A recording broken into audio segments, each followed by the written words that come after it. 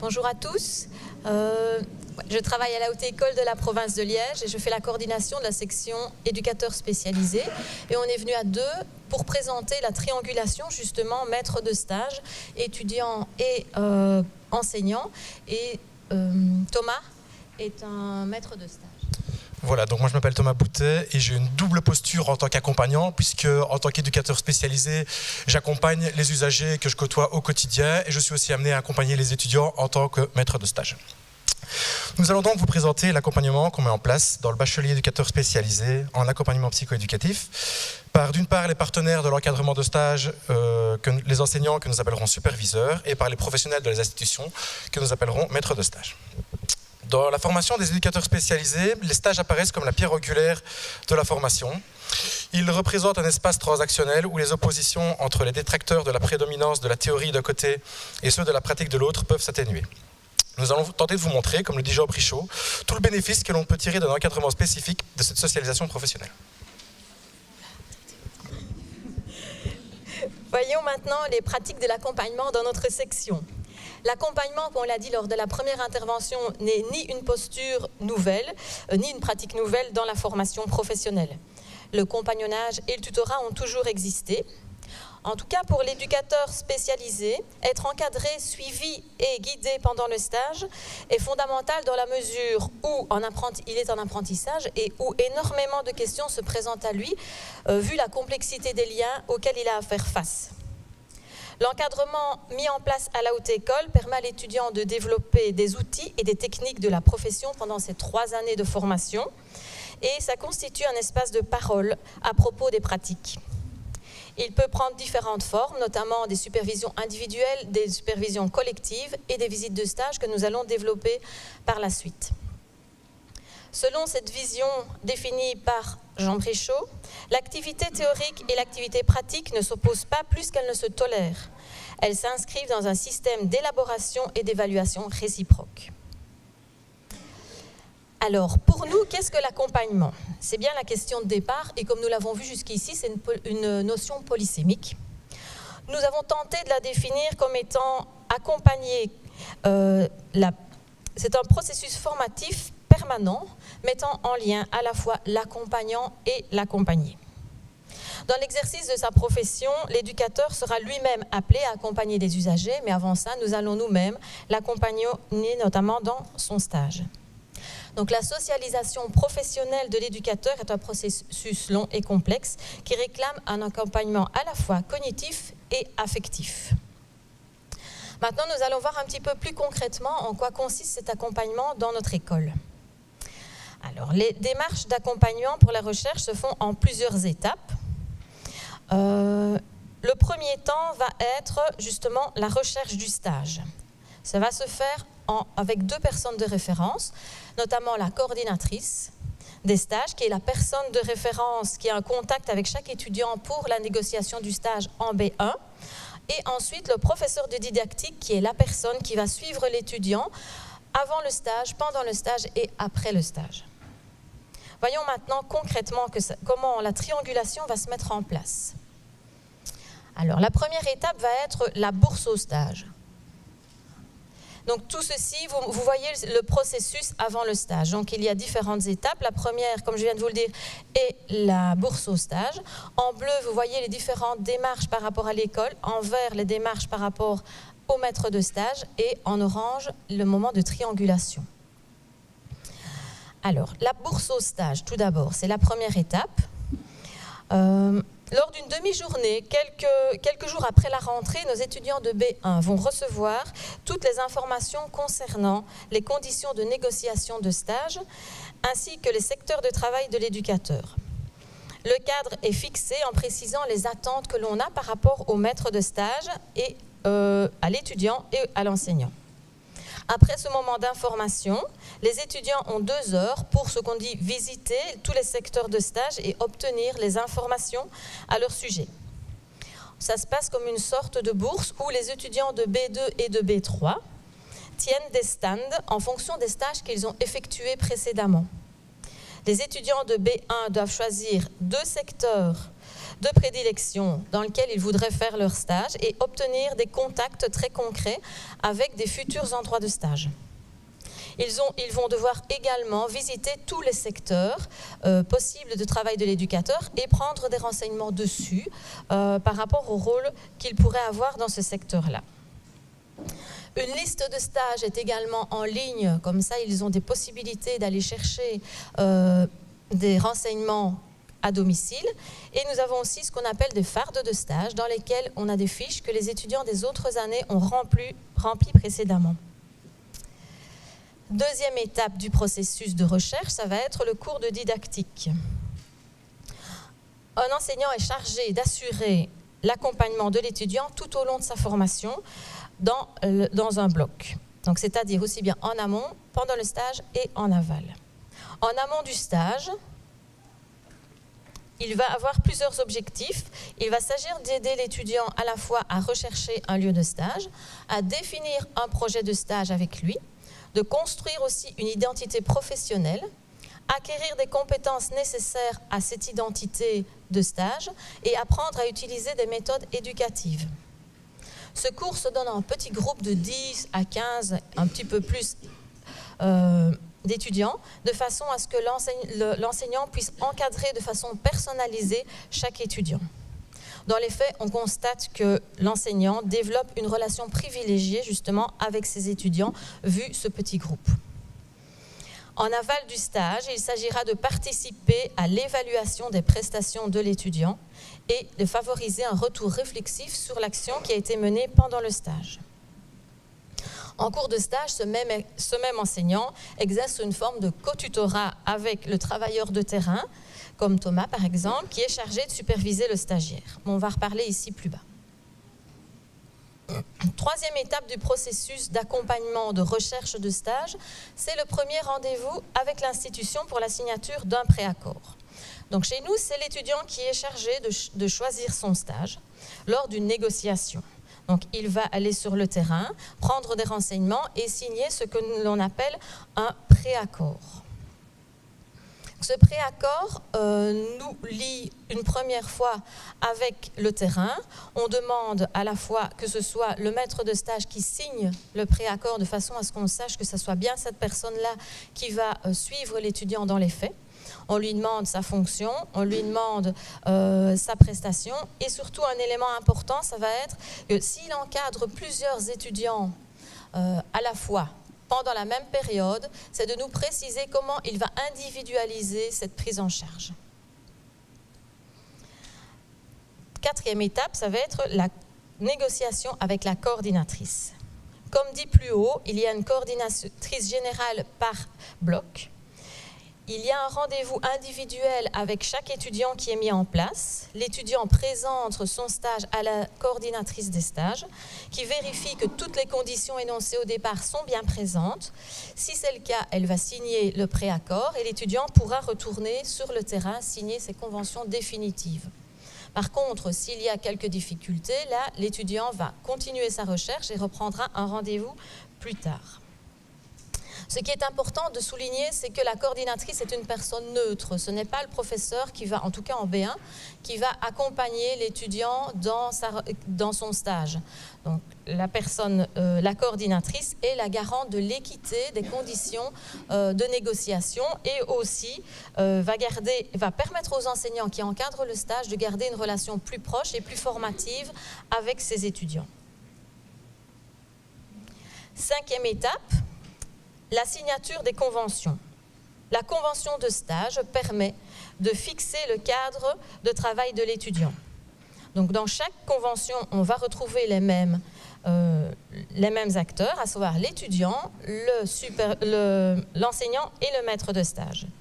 Ils vont servir tous les deux de cadre de référence. Cette convention va sceller les parties de façon définitive et elle est signée par les 3 parties et chacune en garde une copie d'ailleurs. Ensuite, il peut y avoir un rendez-vous supplémentaire avec la coordination pour aider les étudiants qui auraient des difficultés à trouver un stage, ce qui arrive vraiment au dernier moment et qui n'arrivent pas vraiment à trouver un stage. Il y a une possibilité d'être accompagné. Maintenant, nous allons voir un petit peu comment se passe l'accompagnement pendant le stage, à la fois sur le terrain et par l'école. Je vais donc vous présenter quelques moments clés que je propose aux stagiaires que j'encadre dans mon travail. Il est clair que selon les personnalités et selon les stages dans lesquels l'étudiant peut effectuer son stage, ce dispositif peut varier. Pratiquement, cela commence par l'accueil du stagiaire. Les premiers moments que nous passons avec lui sont très importants. Il s'agit de lui expliquer le cadre de son futur stage et de définir ensemble ce que nous attendons de lui. En pratique, ça commence souvent chez nous par une visite des lieux. On propose quelques lectures très concrètes à l'étudiant, telles que le projet pédagogique, le code de déontologie, les tâches qu'on attend d'un éducateur spécialisé et les décrets qui régissent le secteur de l'aide à la jeunesse. Après cette lecture, on a un espace de discussion où nous échangeons avec l'étudiant, nous répondons à ses premières questions pour concrétiser nos attentes mutuelles, puisqu'il faut rencontrer celle de l'étudiant, celle de l'école et celle du professeur. Il s'agit aussi de présenter le stagiaire aux usagers et de préparer son horaire pour qu'il s'intègre au mieux dans l'équipe. Cet accueil est souvent suivi d'une période d'observation qui varie, elle, en fonction du stage. Un étudiant de B1, on lui demandera beaucoup plus d'observation qu'un stagiaire de B3 qui devra rapidement participer. C'est déjà dans ces moments que les premières relations se créent et que le stagiaire éducateur spécialisé commence à construire son identité professionnelle. Ensuite, dans le secteur de l'aide à la jeunesse, c'est un stage où on passe beaucoup de moments avec nos usagers. Le quotidien prend une place très importante. On a beaucoup dans ces moments d'échanges d'idées, de valeurs. Et l'application du stagiaire varie en fonction de la place qu'on peut lui donner. Il y en a certains qui considèrent le stagiaire comme une force de travail supplémentaire, d'autres le considèrent comme un étudiant en formation. Et le stagiaire est amené à varier en fonction des personnalités qu'il côtoie entre ces deux positions et il doit donc s'adapter en fonction des personnalités qu'il côtoie. En fonction de certaines activités qu'il peut observer ou faire vivre, le stagiaire peut se découvrir des compétences, des intérêts. Il peut aussi mettre celles qu'il possède en avant. Il s'agit là de les accompagner vers une certaine autonomie dans la prise en charge, en fonction des attentes que nous avons définies. Au fil du stage, le stagiaire devient plutôt acteur, le maître de stage devient observateur et les positions s'inversent. Au début d'un stage, le stagiaire fonctionne beaucoup avec son maître de stage en binôme et il est amené à s'émanciper et à prendre de plus en plus de place pour l'amener vers une autonomie qu'on a définie ensemble dans nos attentes. On a un peu plus d'expérience que nos stagiaires, on peut donc anticiper certaines difficultés, partager avec eux, les aider à préparer certaines attentes de l'école ou de l'institution. C'est une étape que les stagiaires négligent beaucoup. En tant que maître de stage, il me semble opportun de faire côtoyer le stagiaire avec les différentes personnalités qui composent l'équipe pour qu'il puisse puiser chez chacun ce qu'il apprécie et construire sa propre personnalité de l'éducateur. Il est clair que nous restons, en tant que maître de stage, un soutien affectif et cognitif pour le stagiaire. On sert aussi à le mettre en réflexion, à ce qu'il analyse sa pratique. Nous sommes aussi un renfort par notre disponibilité dans les moments où l'étudiant peut se sentir en difficulté quand il revient vers nous. L'expression d'empathie dans certaines difficultés rencontrées par les stagiaires ou le renforcement des attentes validées, des compétences acquises, sont aussi très importants dans la relation d'accompagnement du stagiaire. Notre métier se compose aussi de pas mal de réunions d'équipe où les stagiaires sont invités à prendre la parole, à exprimer leurs idées ou à proposer leurs projets à l'équipe. Si une participation active n'est pas demandée à un stagiaire de première ou deuxième année, le stagiaire de B3 est amené à présenter sa réflexion, ses questions, son analyse dans les décisions prises lors de ces moments. Il est clair qu'une intervention pertinente de sa part est souvent prise en compte. Notre rôle est de l'accompagner dans son questionnement et dans la formulation de celui-ci, en discutant préalablement. S'il me semble bénéfique d'intégrer au maximum un stagiaire dans notre travail, il faut aussi que celui-ci puisse garder sa place. C'est en échangeant qu'une relation de confiance s'installe. Les étudiants sont aussi invités à participer à certaines réunions d'extérieur avec d'autres professionnels. Il s'agit d'exposer au stagiaire ce qu'on attend de lui et les bonnes attitudes qu'il doit adopter. Un aspect négligé à notre époque par beaucoup de stagiaires est la communication écrite. Elle occupe pourtant une grande place dans notre travail et l'étudiant sera quotidiennement amené à la manier. Principalement, il s'agit de rapporter dans le cahier de communication les moments clés de la vie. Ce cahier, il est lu par toute l'équipe. Il est donc important que le stagiaire puisse se faire comprendre et qu'il utilise les termes adéquats. Il est aussi demandé aux stagiaires de réaliser certains comptes rendus de rendez-vous extérieurs qui serviront à la communication intramuros. L'accent est ici porté sur l'orthographe, la syntaxe et la bonne transmission de l'information. Pour les stagiaires de B3, nous sommes amenés régulièrement à rédiger des rapports. Il me semble donc important de proposer à ceux-ci une rédaction de rapport. Ici, un accompagnement plus important me semble demandé, puisque le rapport va être lu par des autorités mandantes, donc une structure officielle, et l'image de notre institution va être véhiculée dans celui-ci. Concrètement, pour accompagner le stagiaire, on lui propose un document qui détaille la structure et le contenu qu'on attend dans un rapport. Le stagiaire se met ensuite au travail, avec à sa disposition tout ce qui lui semble utile, dernier rapport, projet éducatif individualisé, etc. Une fois terminé, on relit le rapport ensemble et on le transmet au chef ou à la direction. Le stagiaire reçoit ensuite un retour de ce rapport.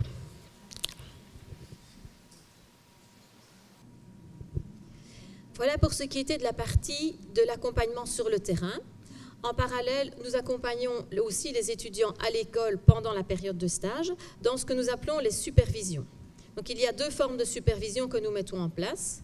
Les supervisions individuelles où on rencontre l'étudiant en individuel et les supervisions collectives où on rencontre un petit groupe d'étudiants. On pourrait définir l'accompagnement pendant ces rencontres par plusieurs attitudes. Tout d'abord, l'établissement d'une relation de confiance, apporter le soutien à l'étudiant dans ses difficultés rencontrées en stage, ne pas juger ce qui se passe, individualiser la prise en charge et favoriser surtout la compréhension de lui-même du stagiaire éducateur. La première forme de supervision va être la supervision individuelle. Vous voyez qu'on en a dans toutes les années. Il peut y en avoir une, deux ou bien en troisième année, cela s'allonge avec le nombre de semaines de stage. La supervision individuelle a pour objectif l'accompagnement de l'étudiant dans sa recherche d'informations et dans la construction de son identité.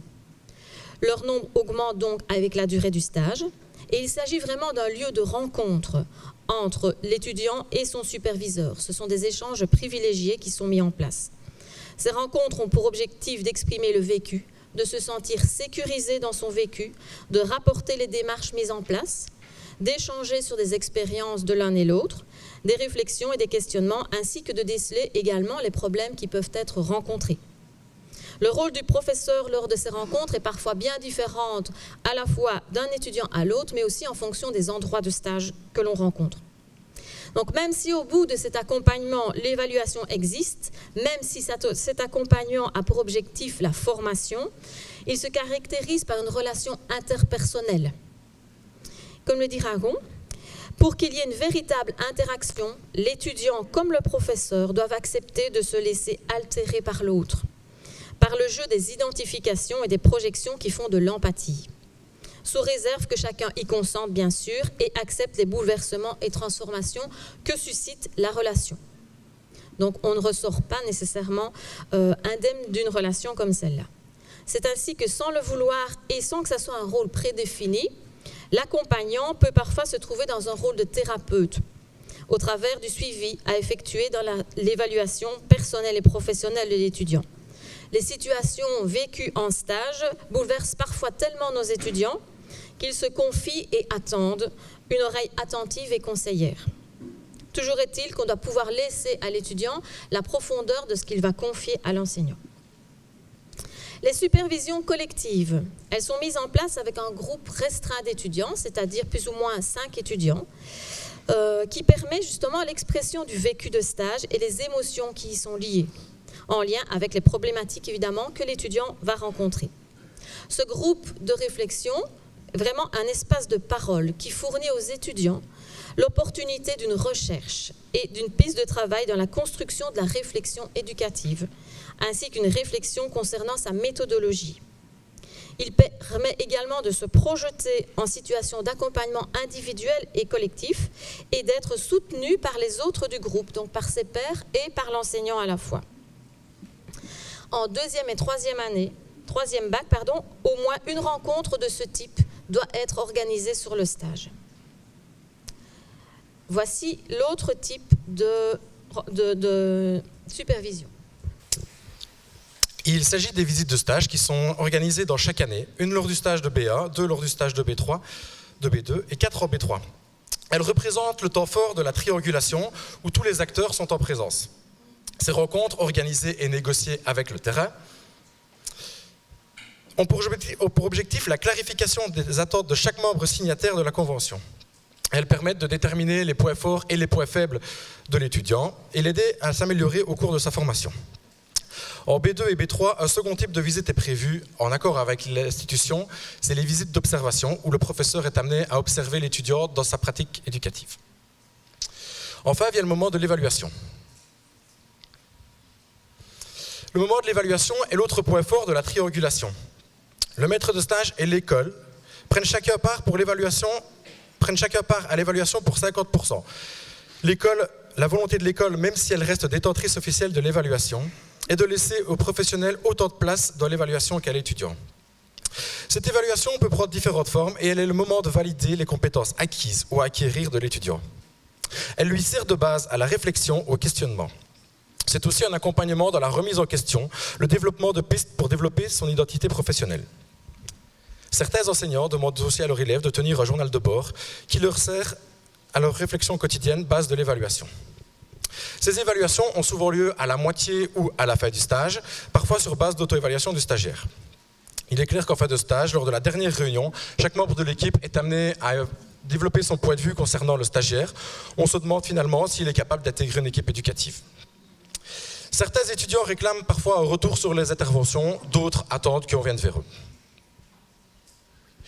Certaines évaluations informelles ont aussi lieu à la demande du stagiaire, du maître de stage ou d'un membre de l'équipe. Enfin, en fonction de certaines personnalités, le maître de stage peut revêtir différents rôles professionnels, thérapeutiques, amitiés, voire amoureux.